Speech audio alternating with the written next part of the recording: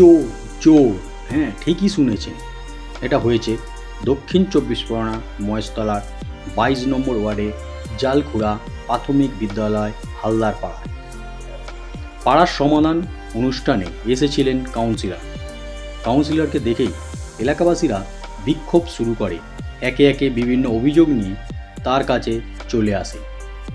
পরবর্তী সময় কাউন্সিলরকে ঘিরে বিক্ষোভ শুরু হয় তাদের।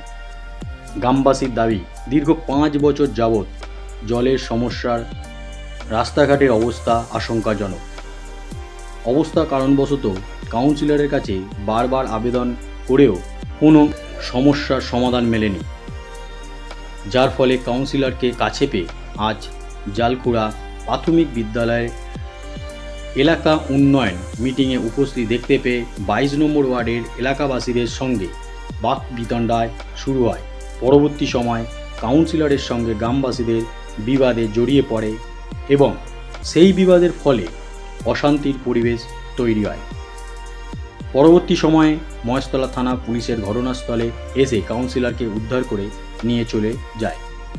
এদের অভিযোগ, দীর্ঘ 5 বছর ধরে কাউন্সিলরের কাছে রাস্তাঘাট, পানীয় জল সমস্যার কথা জানানো হয়, কিন্তু তিনি কোনো কর্ণপাত করেননি, যার ফলে আজ কাউন্সিলরকে কাছে পেয়ে বিক্ষোভে ফেটে পড়েন এলাকাবাসীরা।